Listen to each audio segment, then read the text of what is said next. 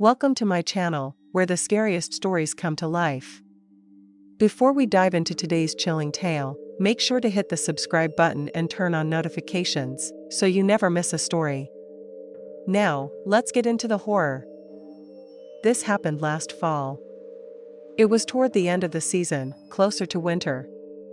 And where I live, it gets pretty cold and even snows, sometimes in October. I've been doing food delivery for the past 3 years and was working on this night. It was around 10 p.m. and lightly snowing outside. It was one of the first snowfalls, so people must have been skittish to go out. I was one of the few cars driving around, but a lot of orders were coming in. Pretty much as soon as I'd finished one, another one would pop up. After driving around everywhere until almost 1 a.m., I took up one last order. The snow was starting to pick up, and I was just getting a little tired. I drove through the McDonald's that they'd ordered from and picked up the food, then set in the directions to the house. It was close, about 10 minutes away, but I didn't consider the direction it was in before accepting the order. It was opposite from where I lived, and I was already a good 25 minutes from home, so it was going to be a long drive home afterward. Annoyed at myself, I turned out of the parking lot and onto the road. The plow trucks still weren't out yet, probably because they weren't expecting this much downfall.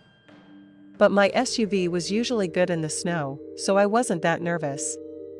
While I was driving, I noticed the road I was heading down was about to leave the main area of town. I checked the map again, and it said it was this way, but it was just a very unusual route. I didn't even know any houses were down there, because the only reason people take the road is to get to the highway that leads out of state. I went down for a few minutes, seeing only street lights and trees, until I came up to the turn. It was a single, small street leading off the road. I slowed down, being more careful, since the street was smaller and had trees lined up right beside it, so sliding off would make a really terrible night. As I made my way down, I saw a few long driveways leading to faint lights in the trees far out, before I reached the driveway I was to turn down. It looked like all the others. I slowly drove through the driveway until I made it to the house. It was medium-sized and older, completely covered in snow. Nothing looked too notable about it, really. The only interesting thing was that it was out here in the middle of some forest. I parked out front and got the bag, then started walking up to the door. The snow was thicker than I would have liked, soaking my shoes and even the lower legs of my pants. When I got up to the porch, I knocked and started to set the bag down, but almost immediately the door swung open. I looked up, seeing a large man in a winter jacket. His face was pale, like he'd just been outside in the cold. "Hi, I got your order right here," I said, holding the bag up. After a moment, the man stepped back and opened the door wider. "You can set it down right over there," he said, lifting his arm and pointing toward what I assumed was the kitchen. The way he said it made me feel like I had to, but I knew it was a horrible idea to go in there. I looked at the man's hands, seeing he wasn't holding anything. So it really didn't make any sense for me to do anything other than hand him the bag.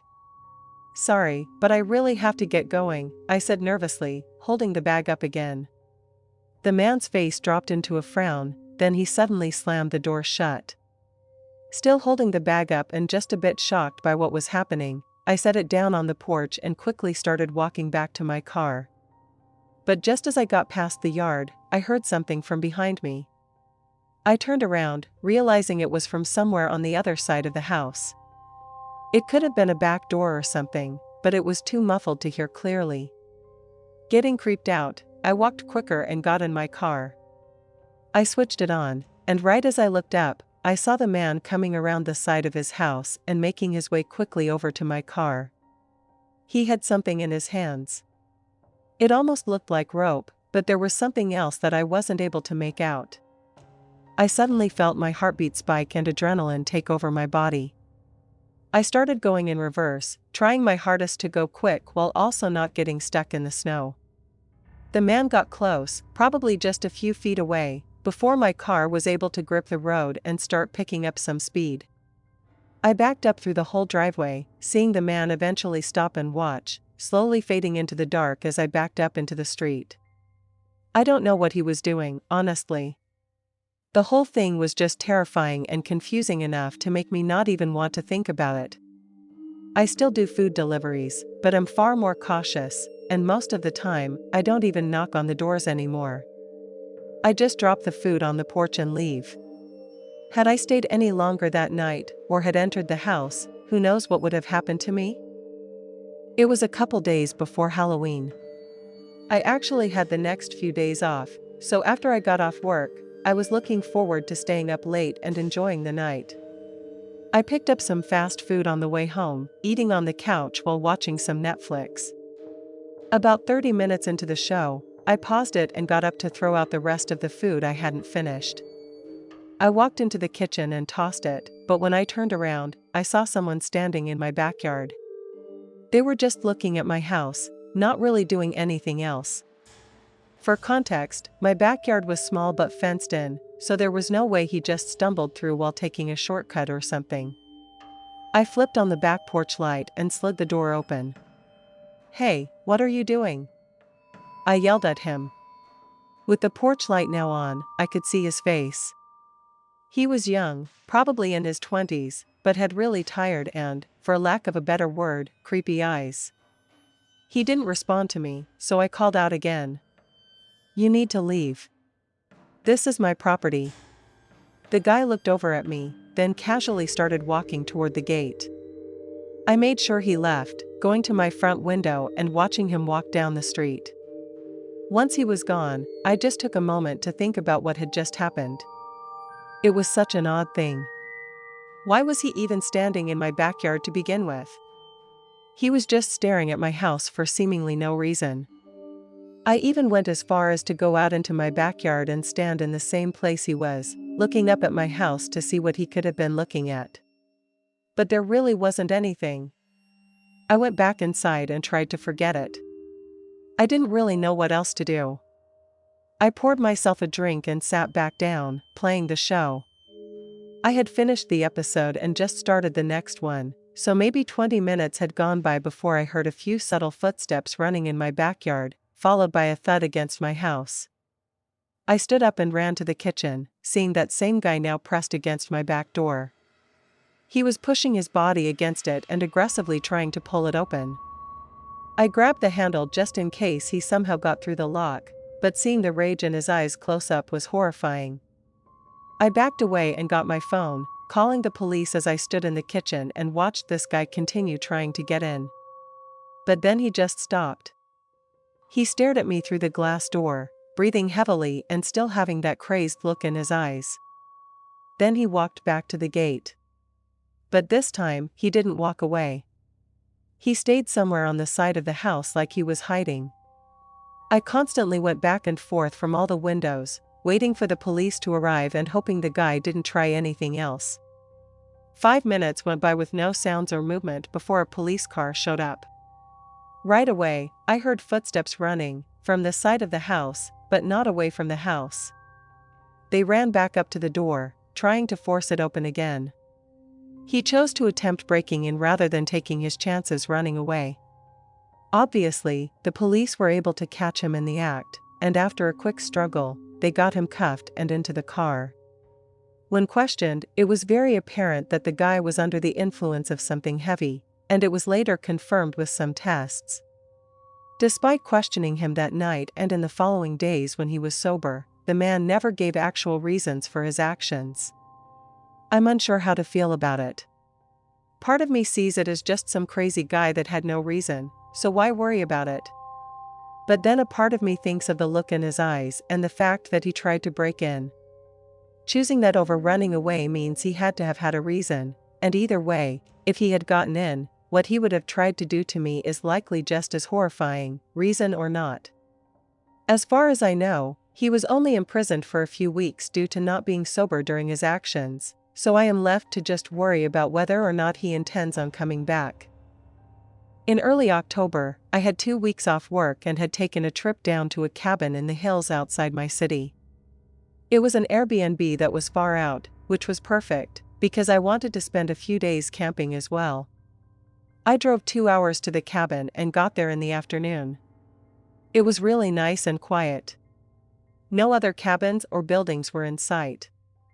It was just the woods going all around. I set my things inside and looked through the rooms, but it was nothing special. It had a very cozy, old-fashioned feel to it, not something I was a huge fan of, but it was a nice change of environment for a vacation. The rest of that night and the following few days went by with nothing of interest.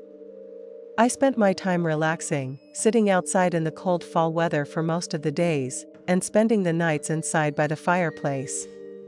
It was on the 5th day, though, that I set out with my camping gear. I wasn't sure how long I was going to camp for, but planned for 2 to 3 nights. There were a couple trails nearby that I was aware of from planning ahead, but only one of them actually connected to the cabin. To keep things simple, I chose that one so I could leave straight from the cabin and not have to drive anywhere. I walked for at least 3 or 4 hours before I found a spot I was happy with. It was the only clearing I had found aside from the trail itself, and something felt off about camping directly on the path. It was closing in on night already, so I got my tent up and started a fire. As it got darker, I put on my heavy sweater and jacket. With the cold really setting in, I sat out by the fire for about an hour, eating a quick meal and waiting to get sleepy. But at some point, while I was sitting there, my eyes caught sight of something, a figure walking out in the woods. I watched as they walked through the dark, no flashlight or anything, and disappeared into the distance. The only light in the woods was my campfire, aside from the dim moonlight, so whoever was out there had to have seen me. It was strange, the way they moved, being out there in the woods with no light and not even following the trail. It made me feel really unnerved. I considered hiking back to the cabin, but I knew it wasn't safe to go out that late at night. I stayed on watch for a while, checking everywhere, but didn't see any more signs of the person. After a while, I started getting tired, so I flattened the fire and let it burn out. But just as the glow faded into ashes, I heard footsteps coming from the left side of the campsite. My eyes widened. I stared into the woods, trying to force them to adjust to the darkness, but I could only see a few feet ahead. The footsteps grew louder, moving toward the campsite, close enough for me to think the person had to be just outside of my sight. Then they veered slightly off, staying hidden in the dark, walking past the campsite and continuing away. They never stopped or did anything to show they knew I was there, but the chances of someone being in that exact area, at that exact time, were impossible to ignore as a coincidence. Once the footsteps faded, I grabbed my flashlight, took down my tent, and packed my things. I got back on the trail, walking quickly, flashlight in hand, trying to stay calm. The woods were so quiet, just adding to the eeriness of the situation. I had my doubts, but I made it back to the cabin. It was still deep into the night, and after walking so much that day with no sleep, I passed out on the couch just minutes after getting inside. My mind was so foggy I wasn't even really thinking about the person in the woods anymore. I was over 4 hours away from where I had seen them. I didn't feel like I had a reason to be scared anymore. But sometime later, I groggily woke up to a strange sound, something on the other side of the cabin, like wood scraping against the walls. My eyes shot open, and I turned my head toward the back of the room, seeing the window slowly being pushed open by a man outside. His eyes locked onto mine as I stood up. He immediately dropped the window and ran. By the time I got over there, he was already deep in the woods. I grabbed all my things and left the cabin, driving straight to a hotel in a nearby town. I never found out who that man was or what he was doing out there. But clearly, he had followed me, and tried to get inside the cabin while I was sleeping. If he had made it in, there's no telling what could have happened. Thanks for sticking around till the end. If you enjoyed the story, don't forget to give the video a like and leave a comment with your thoughts. And if you haven't already, hit that subscribe button and turn on notifications so you never miss a terrifying tale. See you in the next one.